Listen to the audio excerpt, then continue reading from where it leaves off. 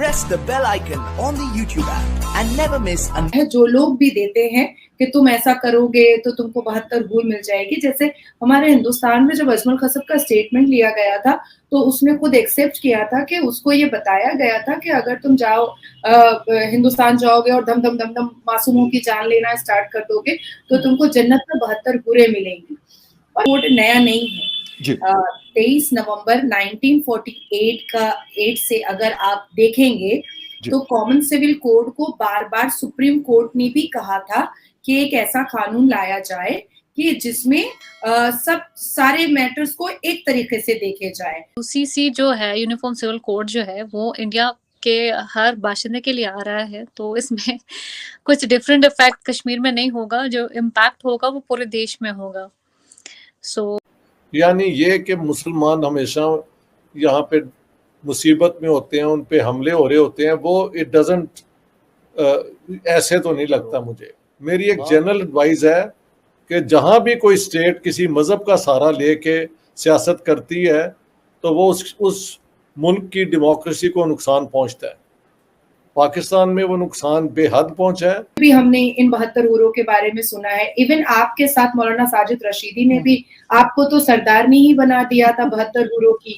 तो सभी को जय हिंद दोस्तों, आप सभी का हार्दिक स्वागत है जय हिंद रिएक्शंस पर। आशा करता हूं कि आप लोग बहुत अच्छे होंगे। तो आज की वीडियो में हम देखेंगे दो मुद्दे जो भारत में आजकल बहुत चर्चा पे हैं। सबसे पहले हम बात करें, एक ट्रेलर रिलीज हुआ है 72 हूरों का, जिसकी भारत से लेके पाकिस्तान में बहुत चर्चा है और कई मुल्ला माफिया गैंग को इससे काफी प्रॉब्लम हो रही है। और दूसरी ओर यूसीसी यानी यूनिफॉर्म सिविल कोड समान नागरिक संहिता के ऊपर भारत में काफी जबरदस्त चर्चा हो रही है। तो आज आप इस वीडियो में देखेंगे पाकिस्तानी मीडिया को इस पर रिएक्शन करते हुए और भारत की तरफ से सुप्रीम कोर्ट की लॉयर नाजिया खान इस पर कड़ा जवाब देंगी। तो ये वीडियो बहुत इंटरेस्टिंग और नॉलेजेबल होने वाली है, इसे अंत तक देखें और चैनल पे नए हैं तो चैनल को सब्सक्राइब कर दें। तो चलिए बिना किसी देरी के इस वीडियो की शुरुआत करते हैं। जय हिंद, जय भारत। का प्रॉब्लम हो जाता है, किसी मैटर में ट्रिपल तलाक का प्रॉब्लम हो जाता है, किसी मैटर में पॉलीगेमी का प्रॉब्लम हो जाता है, किसी मैटर में जायदाद और इन चीजों का प्रॉब्लम हो जाता है। तो क्यों ना हम एक ऐसा कानून लेकर आया जाए जिसमें हम एकदम संविधान के तरीके से एक ही नजर से सारे कास्ट और क्रीड को एक तरीके से एक संविधान के तौर पर हम इसको देखें। ठीक है। अच्छा, हमारे कॉन्स्टिट्यूशन में, भारत के संविधान में यूनिफॉर्म सिविल कोड के बारे में बात कर दी गई थी और बार बार शैल का वर्ड यूज किया गया है। कुड बी का वर्ड यूज नहीं किया गया कि आने वाला है या आएगा। 5 बार शैल का वर्ड यूज है। अच्छा देखिए, जिस संविधान के आर्टिकल 14 को, 21 को, 19 को, फ्रीडम ऑफ स्पीच को, ये जो अभी तबाही मचा रहे हैं और कलेजा पीट रहे हैं ये जो मौलवी मुल्ला, ये आर्टिकल, इन सारे आर्टिकल्स को मानते हैं, पर इसी संविधान में आर्टिकल 44 है जो यूनिफॉर्म सिविल कोड को एक्सप्लेन कर रहा है। की वजह से जो यंगस्टर्स होते हैं ना, और यंगस्टर्स क्योंकि हार्मोनल का एक टाइम होता है जो काफी तेजी में काम करता है, तो वो यंगस्टर्स जो होते हैं वो बहुत जल्दी मिसगाइड हो जाते हैं और वो लोग कभी बदन में बम लगाना या कभी हिंदू लड़की से शादी करके उसको फोर्सिबली उसको मुसलमान बनाना, तो ये सारे हरकतें करते हैं, या कन्वर्शन कराना, अलग जिहाद करना, या मदरसे के अंदर बच्चे और बच्चियों को जबरदस्ती कलमा पढ़ाना, या गेमिंग ऐप के जरिए उसको जबरदस्ती कलमा पढ़ा देना। तो ये सारी चीजें जो क्राइम जो चल रहा है वो ये मूवी में ये बताया गया है कि एक्चुअली में ये वर्जिन 72 हूर कुछ नहीं है। आपको ऊपर में कोई अंगूर बताशा और शराब का चश्मा ऐसा कुछ नहीं मिलने वाला है, और ना ही 135 फुट की खूबसूरत 72 हूर मिलने वाली है। तो बराए मेहरबानी आप इस वर्जिन हूर के लालच में धरती के लोगों को नुकसान ना पहुंचाएं। That's it. This is the kind of awareness. जैसे हम लीगल किसी टॉपिक को लेकर के अवेयरनेस का सेमिनार करते हैं, या हम एनवायरनमेंट को लेकर के सेमिनार करते हैं, या गो ग्रीन का प्लांट्स को लेकर के सेमिनार करते हैं, तो वो एक अवेयरनेस होता है। मेडिकल को लेकर के हम सेमिनार करते हैं तो वो एक अवेयरनेस होता है। तो एकदम एग्जैक्टली अवेयरनेस है जिसको बड़े पर्दे पर पिक्चर की तरह दिखाया गया है कि भाई ऐसा ऐसा है, आप इस लालच में आकर के अपने बदन पर बम और गोली मत बांध करके आप आतंकवादी बन जाओ।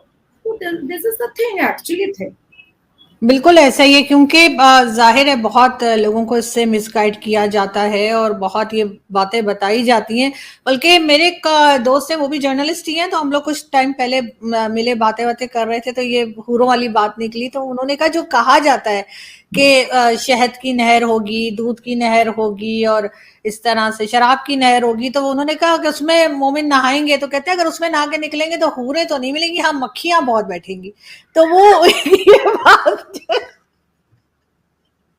मुझे उनकी ये बात बिल्कुल ठीक लगी। वाकई सोचे पूरे में मक्खियां ही मक्खियां बैठी होंगी, तो इसलिए जो लोग ये सोच रहे हैं कि वो उस नहर में भी नहाया जाएगा और फिर हूरें मिलेंगी, तो मुझे नहीं लगता कि हूरें आसपास भी पटकेंगी, तो अगर हुई भी कोई।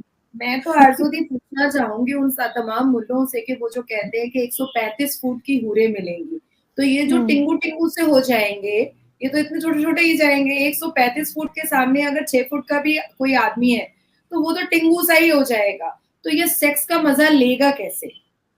135 फुट की औरत और 5 फुट का, 5 फुट 7 इंच का, 6 फुट का, बहुत ज्यादा तो 6 फुट का मर्द, ये मुसलमान मर्द कैसे सेक्सुअली अपने आप को सेटिस्फाइड कैसे करेगा? तो थोड़ा सा अगर माथा बुद्धि लगा ले, ये बुद्धि जो भ्रष्ट होकर के बैठा दिया गया है, थोड़ी सी अगर माथा बुद्धि लगा ले तो यहीं पर बात क्लियर हो जाती है। तरीके के लोग रहते हैं, अलग-अलग जिनकी सोच है या अलग-अलग सेक्ट से लोग हैं, उनके अपनी-अपनी सोच इस पर हो सकती है, वो इसके बारे में क्या सोचते हैं। बट अभी ड्राफ्ट बन के तैयार नहीं हुआ है, बट हर एक इंसान की अपनी एक विचारधारा होती है।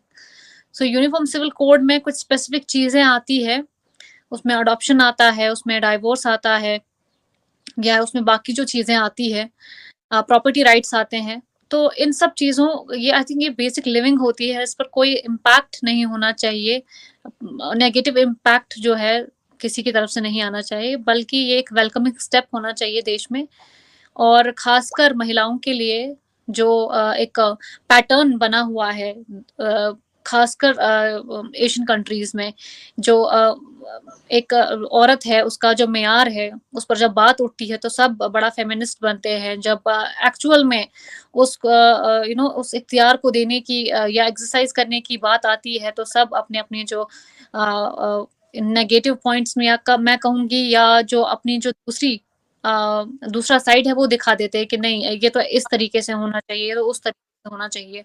या आप अपने मुल्क की भी बात करें तो आपको भी पता होगा कि किस तरीके से वहाँ पे औरत मार्च होते हैं अपने हकूक के लिए, ज़ाहिर-सी बात है।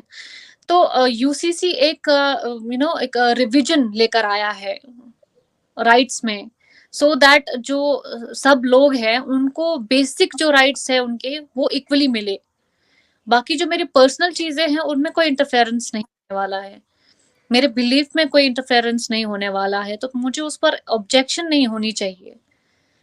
मुझे जो मेरे प्रॉपर्टी राइट्स है या मेरे बाकी अडॉप्शन के राइट्स है या मेरी एज मतलब मेरी क्या किसी भी लड़की की एक स्पेसिफिक एज, मखसूस एज जो तय की गई है आजकल के ज़माने में। आजकल अगर आप देखें, पहले ज़माने में 14 साल की लड़की की भी शादी हो जाती थी, 13 साल की। आज 13 साल की लड़की वो बच्चा होती है।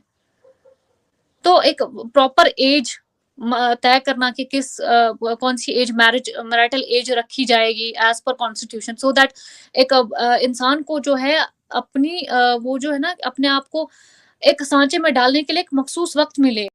दोस्तों आशा करता हूँ कि वीडियो आपको बहुत पसंद आई होगी और इस पूरे डिस्कशन को आपने अंत तक देखा होगा। जो भी आपके विचार हैं, आप अपने विचार हमें कमेंट सेक्शन में लिखकर जरूर बताएं, खासकर यूनिफॉर्म सिविल कोड को लेकर, जहां पे हर एक नागरिक को, हर एक वर्ग को बराबर का अधिकार मिलेगा। पर ना जाने क्यों कुछ गैंग्स को, खासकर हम बात करें लेफ्टिस्ट और लिबरल्स गैंग्स को, इस मामले को लेके बहुत ज्यादा तकलीफ है और इसका जबरदस्त विरोध कर रहे हैं। आप अपने विचार हमें जरूर बताएं कि आप इसके बारे में क्या सोचते हैं और ये क्या भारत में लागू होना चाहिए या नहीं होना चाहिए। तो चलिए अगली वीडियो में हम फिर मिलेंगे, तब तक आप अपना ध्यान रखिए। जय हिंद, जय भारत।